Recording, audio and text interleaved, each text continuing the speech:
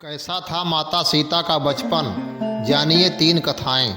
माता सीता राजा जनक की दत्तक पुत्री थी। वाल्मीकि रामायण में सीता की एक बहन उर्मिला बताई है। मांडवी व श्रुतकीर्ति जनक जी के छोटे भाई कुशध्वज की बेटियां थीं। मानस में सीता जनक जी की इकलौती बेटी बताई गई है।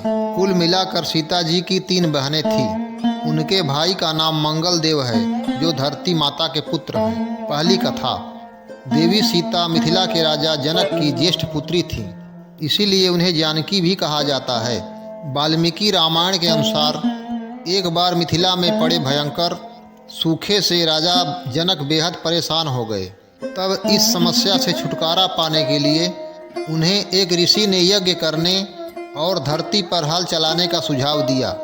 उस ऋषि के सुझाव पर राजा जनक ने यज्ञ करवाया और उसके बाद राजा जनक धरती को जोतने लगे। तभी उन्हें धरती में से सोने की डलिया में मिट्टी में लिपटी हुई एक सुंदर कन्या मिली।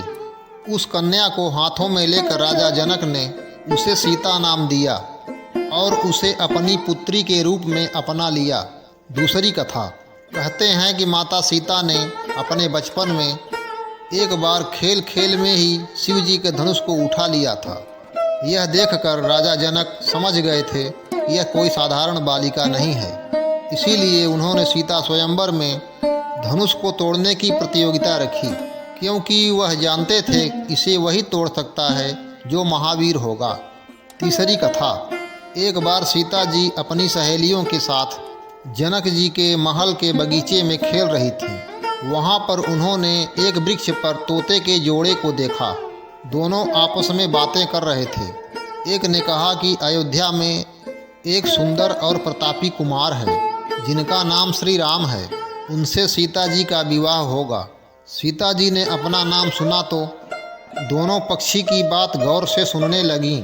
उन्हें अपने जीवन के बारे में और बातें सुनने की इच्छा हुई। अपने सखी सहेलियों से कहकर उन्होंने दोनों पक्षी पकड़वा लिए। सीता जी ने उन्हें प्यार से सहलाया और कहा, भय मत करो, तुम बड़ी अच्छी बातें करते हो। यह बताओ कि यह ज्ञान तुम्हें कहाँ से मिला। मुझसे डरने की जरूरत नहीं। दोनों का डर समाप्त हुआ।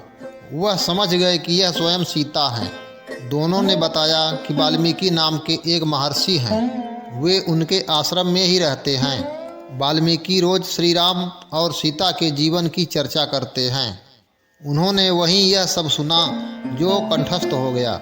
सीता ने और पूछा तो तोते ने कहा, दशरथ पुत्र श्री राम शिव का धनुष भंग करेंगे और सीता उन्हें पति के रूप में स्वीकार करेंगी। तीनों लोकों में यह अद्भुत जोड़ी बनेगी। सीता पूछती जाती और तोता उनके बात का उत्तर देते जाते। दोनों थक गए।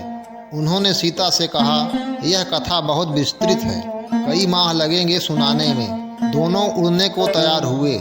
यह देख सीता ने कहा, तुमने मेरे भावी पति के बारे में बताया, उनके बारे में बड़ी जिज्ञासा हुई है। जब तक श्री राम आकर मेरा वर्ण नहीं करते, मेरे महल में रहकर आराम से तुम सुख भोगो।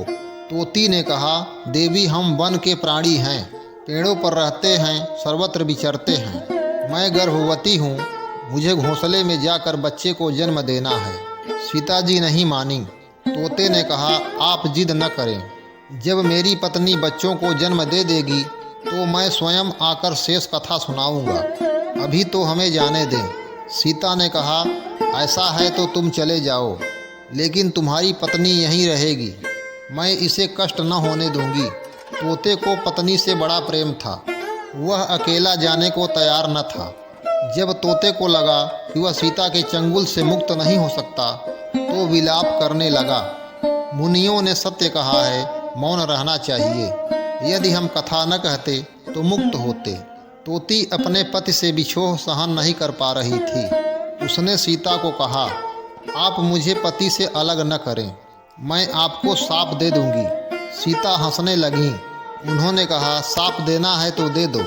राजकुमारी का पक्षी के शाप से क्या बिगड़ेगा। तोती ने शाप दिया, एक गर्भवती को जिस तरह तुम उसके पति से दूर कर रही हो, उसी तरह तुम जब गर्भवती रहोगी तो तुम्हें पति का बिछोह सहना पड़ेगा। शाप देकर तोती ने प्राण त्याग दिए। पत्नी को मरता देख तोता क्रोध में बोला, अपनी पत्नी के वचन सत्य करने के लिए मैं ईश्वर को प्रसन्न कर श्री राम के नगर में जन्म लूँगा और अपनी पत्नी का शाप सत्य कराने का माध्यम बनूंगा। वही तोता बाद में अयोध्या का धोबी बना, जिसने झूठा लांछन लगाकर श्री राम को इस बात के लिए विवश किया कि वह सीता को अपने महल से निष्कासित कर दें।